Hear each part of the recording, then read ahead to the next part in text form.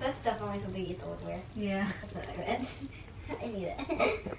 5 to 8 pounds.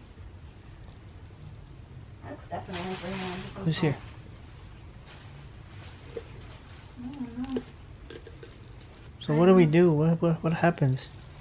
Well, I mean, we can call Amazon and let me just call him. What is the package? His microphone stand.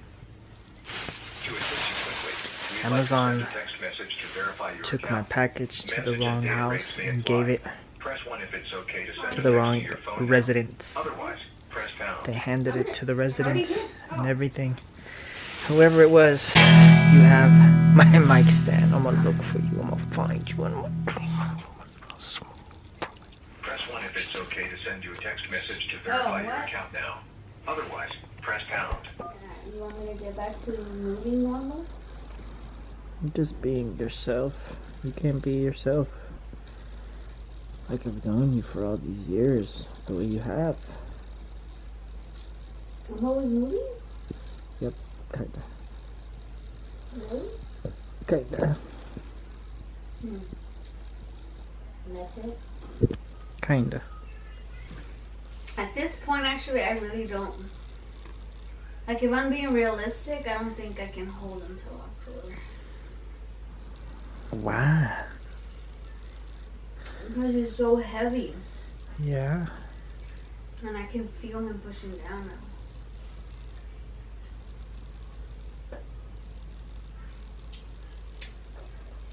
Why are you so interested in your fingers? I'm just messing with the focus. The autofocus. So Jaja will be here very soon. We don't know when exactly, but hopefully by the time you're watching this, he will be here. No. We'll see what happens within the next couple of days, couple weeks. If he'll really be here or not. I don't know. But we'll see. She don't want him here till... That sounds so bad. She don't even want him here till I later do, on. But like, I just want Just him. kidding. She don't want him to come for September. She wants him to come for October. Ow. So you think you'll go into labor? Not right now. I mean, I'm just saying. Because you didn't go to labor last times. When? For the last 2 pregnancies. Oh, yeah, I think this one, that was actually telling Sophia.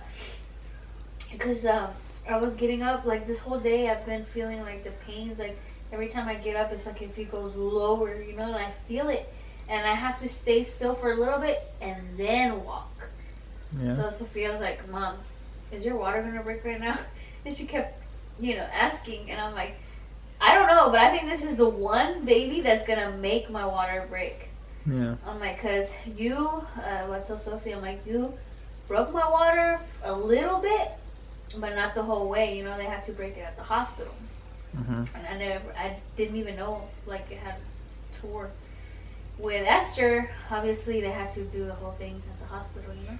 Yeah. But this baby, I think he's actually going to do it, where I actually go into labor. I feel it. It feels a lot different. It's gonna be real.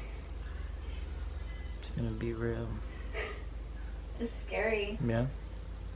Because I do feel him low, and I don't remember feeling like that. So how do you feel about this pregnancy? I feel I can hold him until October. I feel good. I have the normal aches and pains and stuff, but my feet are not as swollen, and I feel like a lot more relaxed. I mean, I have the normal uncomfortable times, but... So somebody's cookie. Oh, it's mine? Yeah. You don't want it? She only bit it 2 times. You want some? Yeah. Yes or no? I don't know that nod. And I gotta go pee. I gotta shower. Oh my gosh.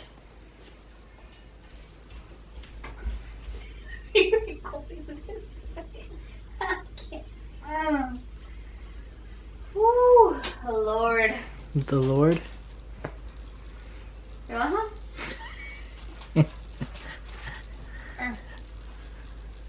Herbert.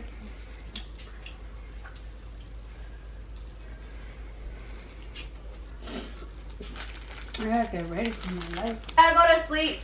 It's already past 8. So yeah, I think Judge is gonna be coming real soon. We'll see how it goes. I just hope I'm not at work when he does decide to come out, because I work an hour away. Put the pedal to the metal, make it all the way back over here, pick up Teresa, then drive all the way, which will probably the girls. So from here we gotta go drop off the girls, and then from there we gotta go all the way to the hospital. So looking like an hour, close to an hour to get to the hospital. But anyways, I'm excited. I can't wait. Ready to see him, ready to be with him, ready to have him here. And this is the rocking chair that we got. It's so comfortable. I was just not falling asleep in it. It's so easy to fall asleep in this thing.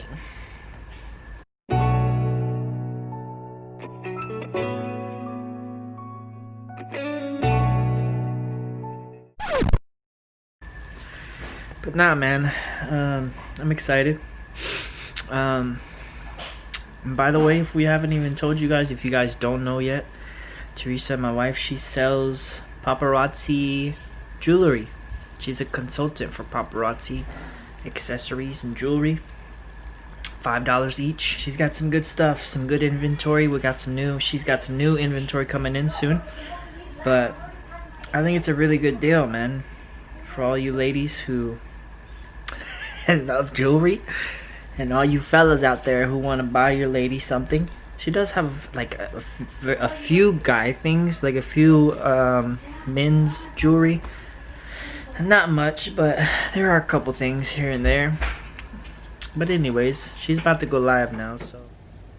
Hello guys, for anyone coming on or joining, I'm gonna just wait a little bit like I usually do, and then share my live to the business. With me here with all the gems that I have available. Actually, I'm going to be doing just necklaces today. If you've not shopped with me before, all of the jewelry is just $5. All nickel and lead free jewelry, so that's something important to know. But so this is the key that it has, with all the crystals here, with a blue gem right in the circle part of the key here for the necklace. Hey guys, what's going on? It's been so long. I feel like it's been so long, even though I did do my what's in my hospital bag video vlog, whatever that was, talk. I still feel like I haven't vlogged as much. Reason being is because, again, if y'all rewind to my other vlogs, I talk about how I dropped my Canon G7X camera and it broke. And yeah, not fun, because then I did get a GoPro. Great camera, I guess, on the go. I even got like a flip mirror thing so I can see myself when I'm recording, because if you know the Canon G7X, it does have the flip screen where I can see myself recording, but I couldn't really do that with the GoPro. The GoPro is like super small, and then the mirror even itself, when it picked up the screen, it was so small, like I still had to kind of squint, see what I was recording. It was not ideal for me, but I can't really vlog comfortably. So we ended up selling the GoPro, and then I did put most of that money, plus more of course, into the Canon again. So this is what I'm doing again. Canon G7X is what I prefer, my big preference to go to. So that's that story. And now I'm back and I feel much more better vlogging. So much has happened, guys. The belly is still here. I am 37 weeks this Saturday, and it's Wednesday today. So in 3 more days I'll be 37 weeks. I calculated and remembered, because obviously I don't remember just quite every detail of my other 2 pregnancies, just really what stood out to me. But I was actually calculating, I did carry both of them till 38 weeks pregnant, and the second one was more of my choice. She was just getting too heavy that I actually asked if I could deliver a week or 2 earlier. I don't remember the exact time, you know, but I know it was a week or 2. And the doctor at first did not want to. She was against it, saying that I should just wait it out. But every single visit, because I was actually doing weekly visits, I haven't done that with this one at this point yet, like the weekly visits. And I don't know if it's because of COVID or not, or if it was just different with every office. But with that OB, I was going weekly already at the 35-week mark, I believe it was. I think. But every time I would go in, I just explained to her how heavy my baby was, and I would complain because, you know, it was not exaggerated. I felt so much pain, and I don't feel like that with Elijah. I don't feel him like that. So I feel like I can hold him longer. You know, everybody else is already saying how my stomach has dropped and that it's ready. Today's just been a long day. Every time I do get up just to do anything, go to the kitchen, just get up in general, if I'm sitting down, I feel like he just goes down even more further, and it hurts, it's painful. And I'm walking really slow, trying not to put too much pressure or trying to pick up anything that would allow my water to break. I've never fully had my water broken, so I don't know what that's like, where it just breaks on its own. I've just, you know, I got induced with my second one at 38 weeks, and she was actually, my OB finally just said, okay, fine, we'll do it. And when I went in for my appointment to get induced, they had to break the, I can't even remember no more, and I know I just said it. Yeah, they had to break the water thing, and yeah, and then start the process there, you know. So they had to do that. And then with Sophia, my first pregnancy, supposedly I had tore a little bit, and my water hadn't fully broken, so by the time I got to the hospital they went ahead and did it also. With this baby, I just feel like he's the one that's gonna be the one to really fully break my water, and it's painful. Every time I walk, again, I just feel like it's so much pressure. I know it's very detailed, sorry guys, but yeah, I'm just being honest.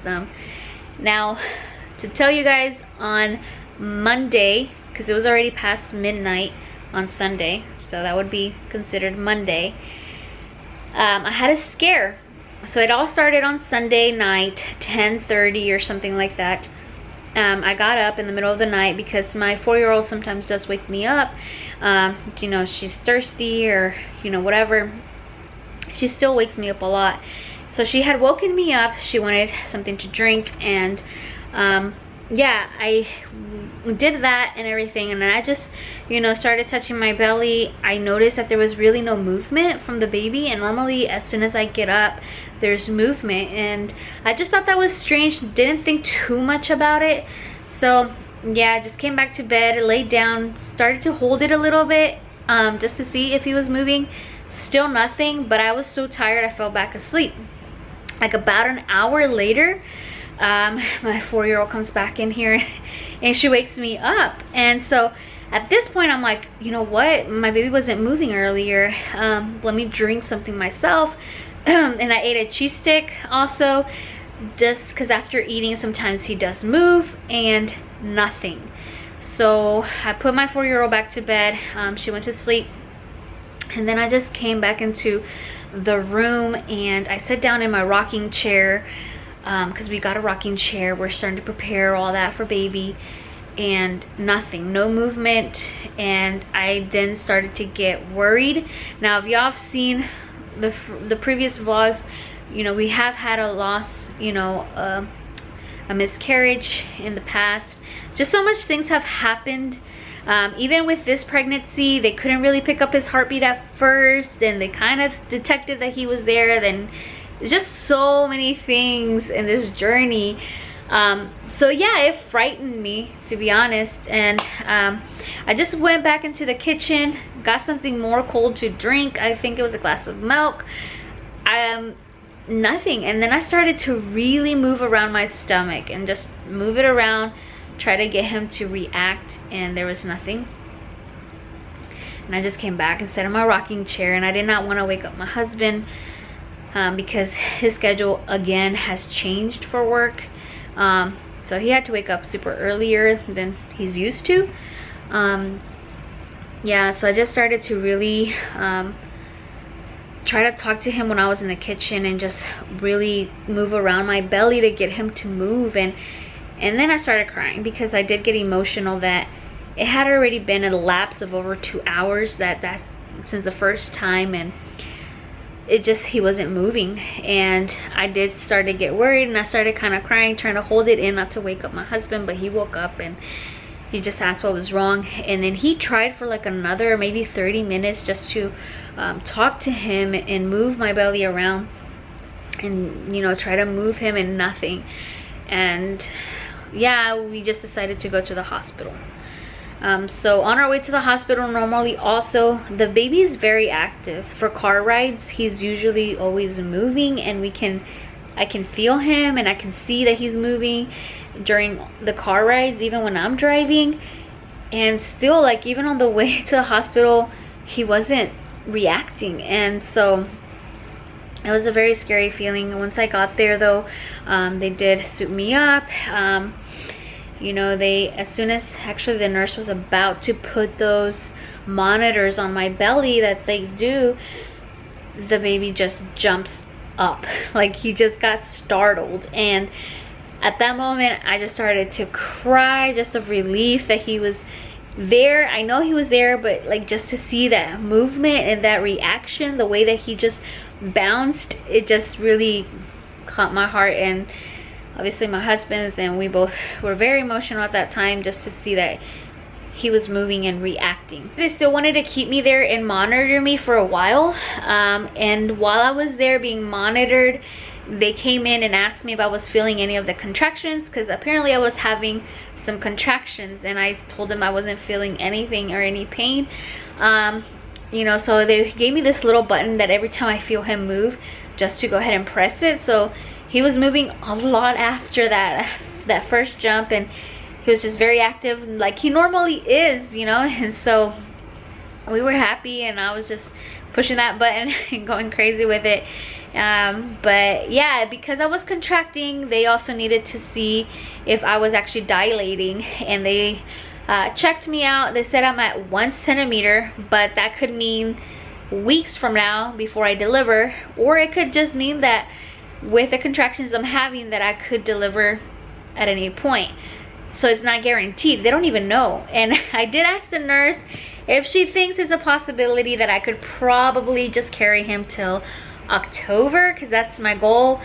She sounded doubtful, just because I've had other pregnancies, and just because I'm already dilating, that I probably would not be able to reach October. So I don't know how I feel about that. I think I can still do it. It's just today's been one of those days that even I'm starting to get concerned over, because I've been faithful that I can do this, that I can go through the whole month of September and be okay, because I have so many plans. Like, I'm going out with my friend this Sunday, and I want to be able to just relax with her and have some fun. And then we are also gonna have a really cool weekend coming up next weekend, and just in celebration of my daughter turning 5, and I don't want the baby to come by that time. And so yeah, and then the week after that, there's just so much happening that I just want this whole month of September to just fly through and be okay, and have Elijah in October. But at this point, guys, with everything going on, who knows? And as usual, I'm out of breath just talking and talking. But we've been here, we've been preparing for baby's arrival. We've got his little organizing drawer with all his clothes. And I went crazy the other day just buying him clothes, because we still have our registry and people are still buying from it. I just thought they'd given up on buying us stuff, but they have not. So we have this little what is this called, extension thing, because it looks ghetto, to be honest. I think it looks kind of ghetto, especially when I'm recording, and that in my background looks weird. But it works. But it works. All of our other things are covered up, and yeah, so we do what we can. We're satisfied. I mean, we are okay. We okay. We okay.